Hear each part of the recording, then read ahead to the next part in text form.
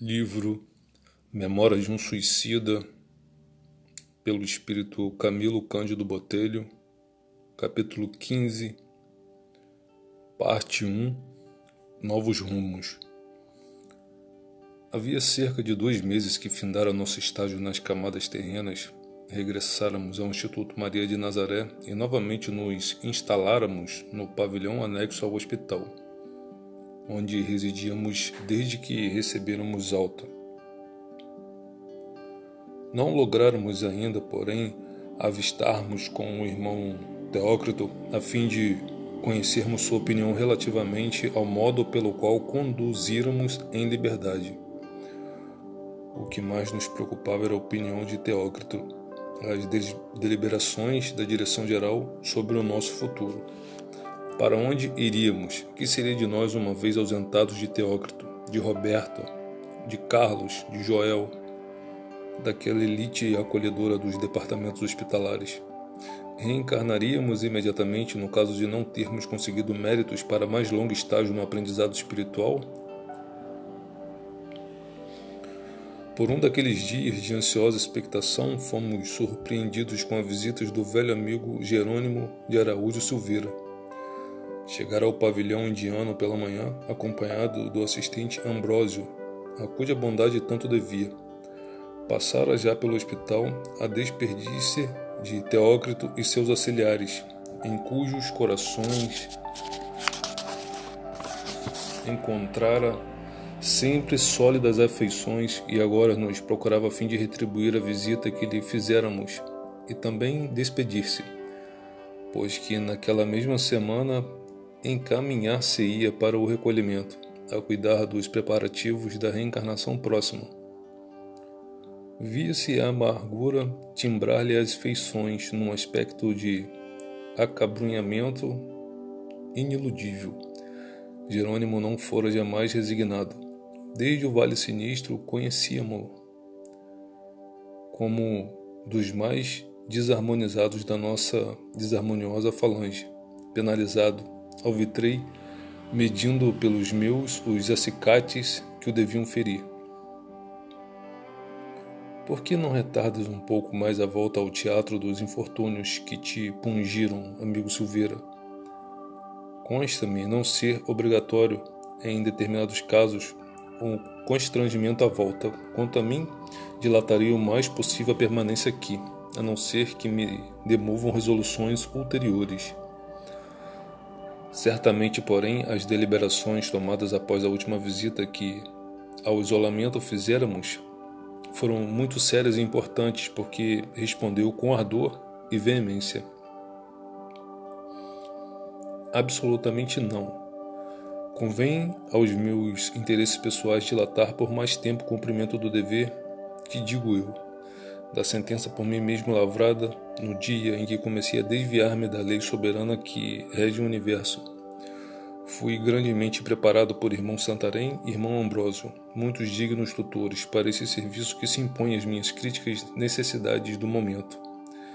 Depois de muito ponderar, cheguei à conclusão de que devo realmente renovar a existência humana quanto antes, uma vez que meus erros foram graves, vultosas as minhas responsabilidades, os quais, portanto, onerando de exorbitantes débitos, agora minha inquieta consciência me obrigam a expungir dela os reflexos desonrosos que a ensombram, o que só poderá efetivar-se voltando ao teatro das minhas infrações, a fim de novamente realizar honrosamente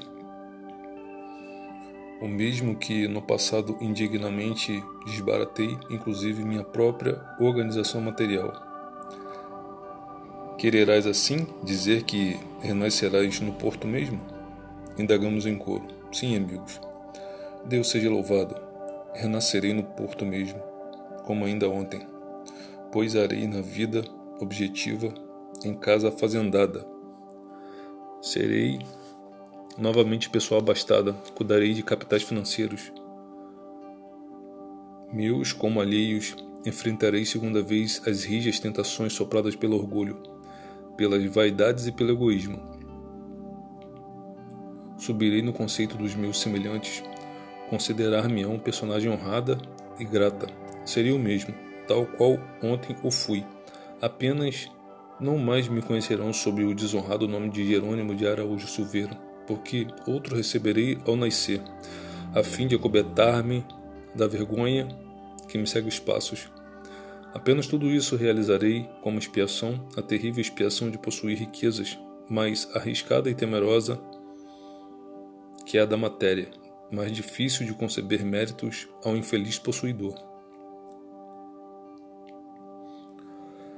À beira de um novo berço para ainda uma vez ser homem e ressarcir antigos delitos, comove-me até as lágrimas o verificar a paternal bondade do Onipotente, concedendo-me a graça do retorno protegido pelo esquecimento, pelo disfarce de uma nova armadura carnal, um nome novo, a fim de que minha desonra de outrora não seja por toda a sociedade em que vivi reconhecida e execrada, e eu, assim, confiante e fortalecido, possa tentar a reabilitação perante a lei universal que de todas as formas infringi perante mim mesmo, finalmente.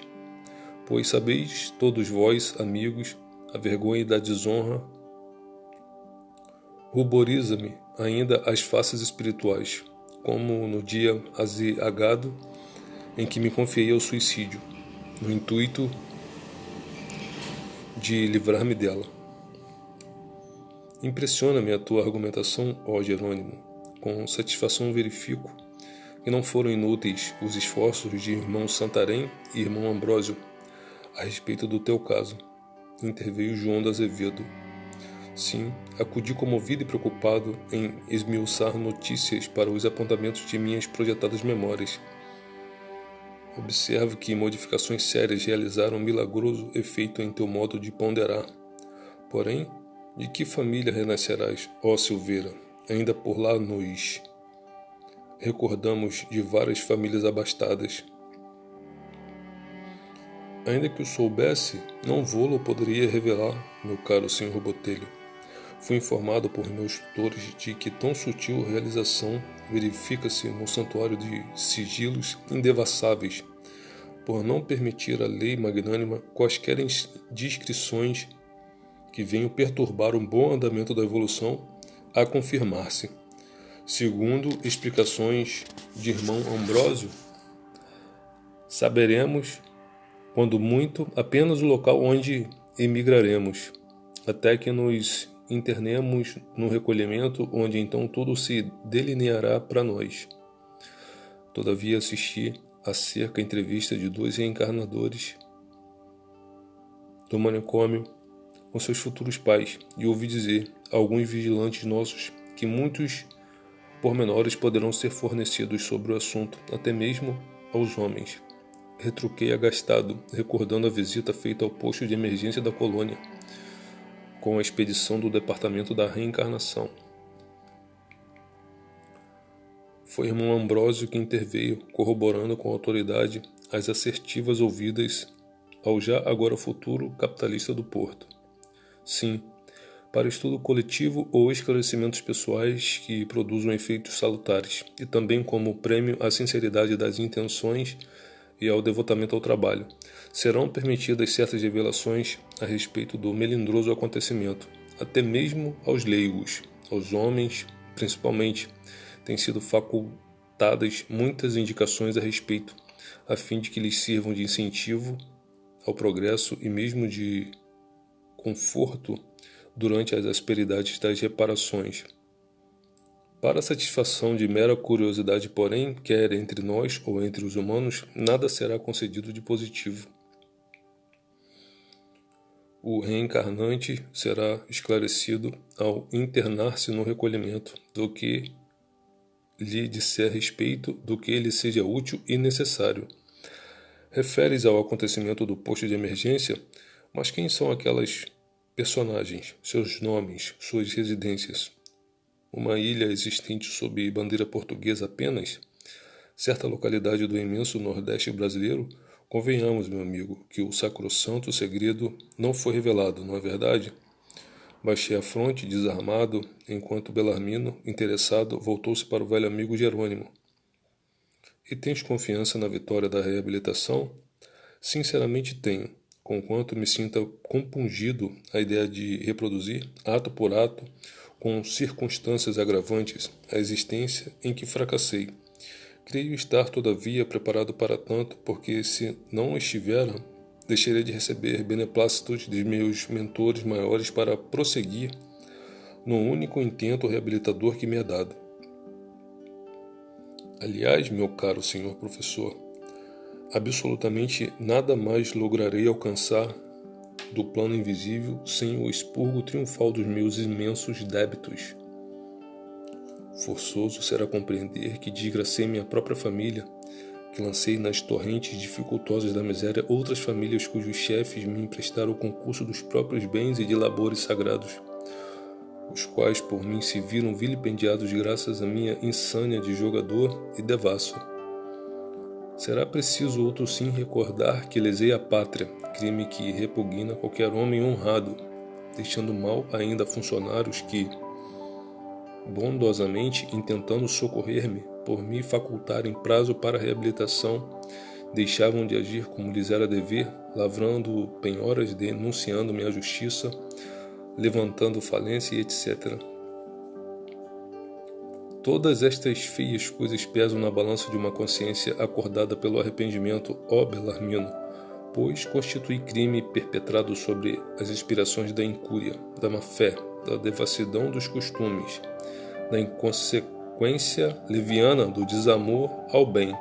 Enredei-me de tal forma no sinistro porque do suicídio que me sinto agora agrilhoado ao pretérito por tão insidiosa cadeia que, a fim de algo realizar nos planos espirituais, deverei voltar ao cenário dos meus deslizes para quebrá-las, refazendo dignamente o que insensatamente andei praticando.